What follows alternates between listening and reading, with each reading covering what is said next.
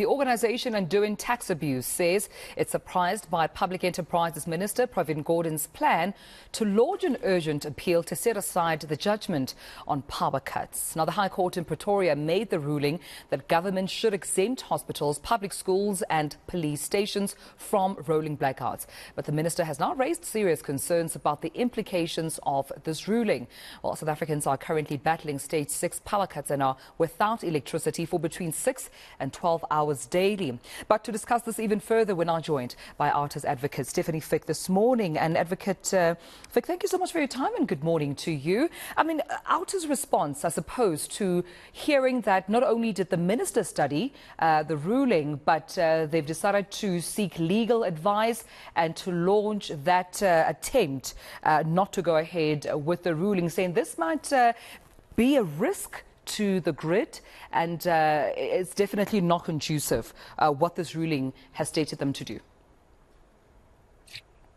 See, I think I'm disappointed because, again, we're going to try and find solutions in a court of law instead of trying to find solutions for the hospitals, the schools and police stations. How I understood that order to be is the court recognise, after listening to Eskom, that our grid is, if we don't have load shedding, you are staring the possibility of a total grid collapse in the eye, and we can't have that because the problems will be even bigger.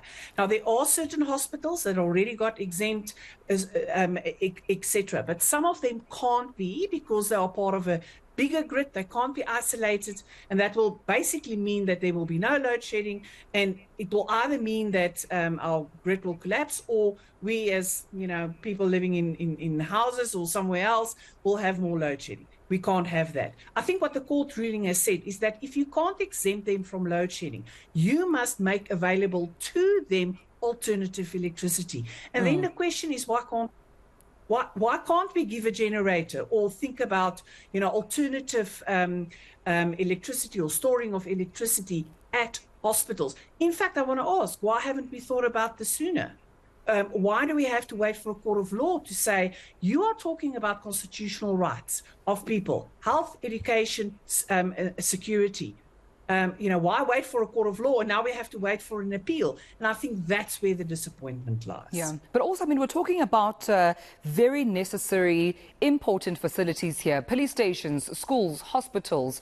And, one would think that at least those important institutions and facilities need the backing of those generators and the support of government to ensuring that they don't experience this load shedding.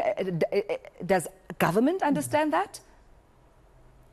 Well, it appears that they don't. You see, it's really, again, a question of it seems like that we are trying to find excuses why not to do it instead of finding solutions. I think if you go into communities, I think there's a lot of communities that are willing to take hands in order to make sure that the schools in the area, the police station, etc., has the necessary alternative electricity. And we need to understand that hospitals are in a different category, because you can imagine that they would need way more electricity than a school and a police station. And instead of looking at the problems, let's find solutions. I really think that we do underestimate what our communities are willing to do. But then why aren't we reaching out to communities and business, etc.?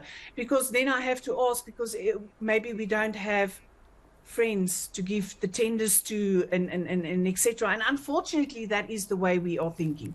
But to come back to schools, I think to schools, our children deserve a proper education. We deserve to have policemen there 24 hours to assist us if we have a complaint. And then if we have loved ones, if you are lying in hospital, you deserve to have the operation that you've been waiting for. I think if we go into health, we can talk about that for the rest of the day. But, load shedding is not the only problem our health system experiences. But, it's part of the problem. And if we can solve at least that part, why not? I do not understand the reluctance to at least look at solutions for problems we're going to experience, not just tomorrow and the week after, but for a little while we sort out Eskom. I think you're also iterating what the likes of Build One South Africa are saying to Minister Pravin Gordhan, as opposed to using taxpayers' money to fight this issue in court. Focus on service delivery, come up with solutions so that the citizens are not bearing the brunt here. But I mean, we know that this is more of an appeal that they're lodging just to obviously appeal this exemption. But if granted, hypothetically speaking, what does this then mean and look like for those public, police stations, public schools, as well as our hospitals? I think that's a question you should ask the government. Like I said, it's a question of we don't have the solutions, we don't have the money.